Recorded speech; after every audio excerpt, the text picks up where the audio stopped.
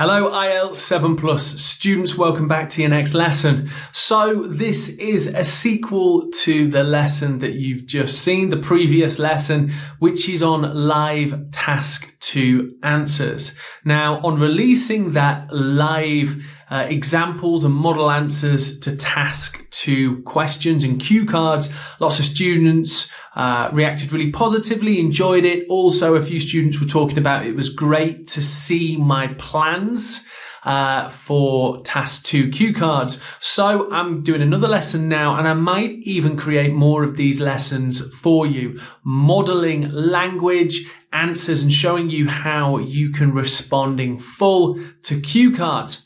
So we'll go through 3 more different topics, a range of topics. I'll show you the plan, I'll show you the cue card, and I'll show you a model answer too. So I've got my phone with me. I'm going to time myself, and yeah, that's it. Let's begin. So here is our first cue card, all about a time we were busy. So there's lots of things that I could talk about really here, but I focused on one real life example, and I'm going to try and really describe the time and the location and why I was busy in some real depth. So let's begin. Okay, there was a few different examples of times that I can talk about when I was really busy, but probably the busiest time in my life was when I was teaching at a school called St. Andrews. Now, I'm actually a qualified teacher in the UK for state schools, as well as a qualified language teacher from Cambridge University. But this is when I was working in state schools, and it was maybe 3-4 years ago, around 2018, I think it was. And I was crazy busy. So it was a new school. I just moved schools. It was a new class, and there was a range of abilities. They were also preparing for exams, and in all honesty, there was quite a lot of needs in terms of the learning styles as well as the families who were at this school. But they were all fantastic, lovely kids, lovely families. However, there was a lot of preparation that I needed to do in terms of delivering lessons for these students. So it was probably more towards September to Christmas time that the real busy period kicked in. Although in all honesty, I was busy throughout the whole academic year. I think at the very busiest points, I was probably getting into school before 6 in the morning, probably around 5:40. Often leaving similar time in the evening around sort of 6:30 quite easily. And on top of that, I was working on weekends. So a lot of that was lesson preparation, making sure students had resources based on their needs, and also assessing work, changing plans. But it was also a really busy school. There was a lot of events and fairs. And that brings me to the end of the 2 minutes already. So you can see how, probably firstly, how quickly the 2 minutes go, but also how much story and how far in depth you can really go into these cue cards. So that was all about a busy time in my life. So the second cue card of today is all about something important that was taught to you, or a person that taught you something important. So I'm going to really talk about who this person was and the kinds of things they taught me. I'll also probably go a bit further and talk about when this was, why it was important, and try and make sure that I'm really going through all the points on the cue card. So let's kick this off with 2 minutes starting now. There are definitely a few different people throughout my life that have taught me many different important skills, essential skills, you might say. And a lot of these probably are before the age of 16 to 18. Now, that doesn't mean that I've stopped learning in my adult age, but there's so much that you learn when you are younger.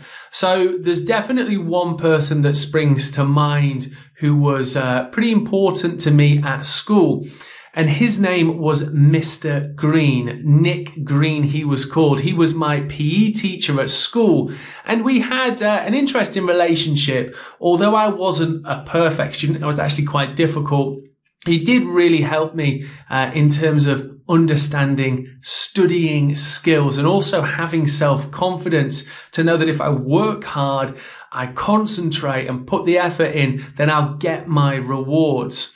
I think before this, I'd often kind of done okay with my studies, never really probably achieved my potential, passed everything, but never amazing grades. I remember it was in year 10, so I was probably around 15. Mr. Green basically said, if you work hard and you study hard, you'll be able to achieve your goals. So it was more about study techniques. The way that he taught really was interesting as well because it was quite pictorial, which meant he visualized a lot of information in terms of using charts and diagrams and graphs, which really links to my learning styles as well as a visual learner. He also chunked information really clearly into bullet points. So it was a lot about biology, human biology and sport. And Mr. Green made it really clear to make notes in short bullet point form, to read them back and to explain them, but also to use diagrams too. And that's where the examiner would stop me and say, thank you, we've reached the 2-minute limit. There was probably more that I could go on to talk about there to really explain in depth who this person was, when this learning happened. And I'm kind of going through as I'm talking through the 5 W's, which is always useful to do. How did he teach me? How did I learn? How did I know that the learning was good? There's so many, that's just how. There's all the other W's to go through as well. So there you go. That's task 2, cue card 2. Let's take a look at cue card 3. Okay, this cue card is all about an ambition that you haven't yet achieved. And I'm quite an ambitious guy. Probably don't talk about my ambitions a lot, but I have a lot of planned ambitions in my head. So there was a few different things that I could think of for this.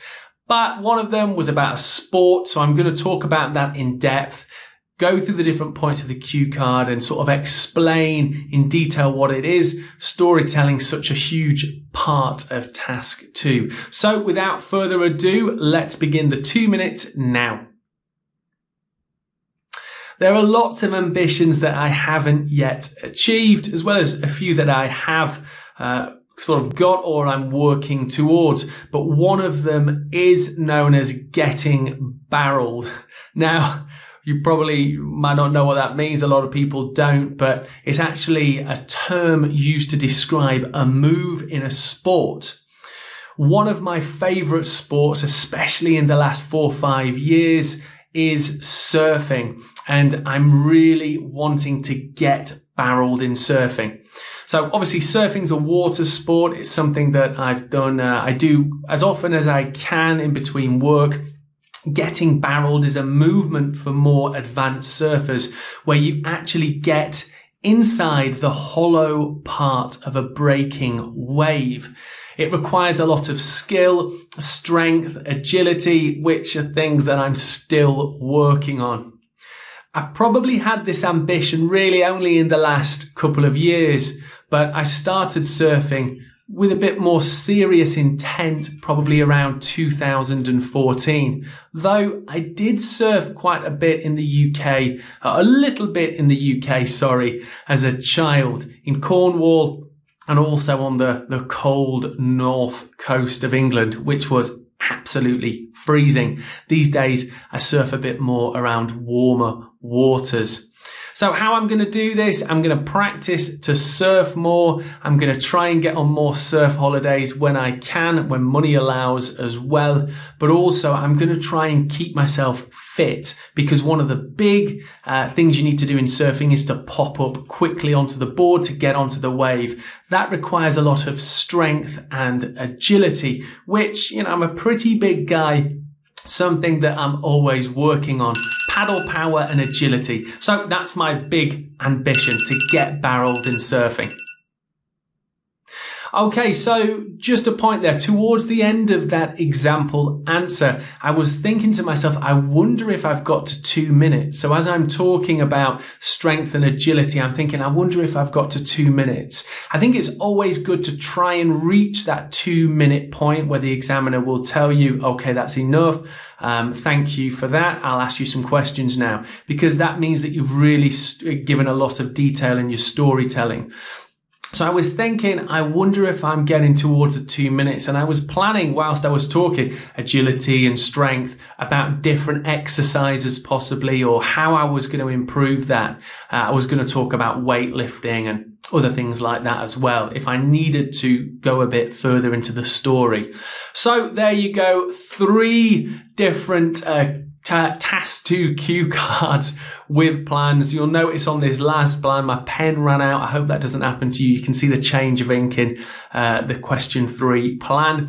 And any questions, do let me know. As I did say, I'm probably going to try and create a few more examples of these. And it's really useful, I think, if you add the subtitles so you can read along, and of course you can see the whole script alongside this as well to read along and think about some of the language that I'm using too.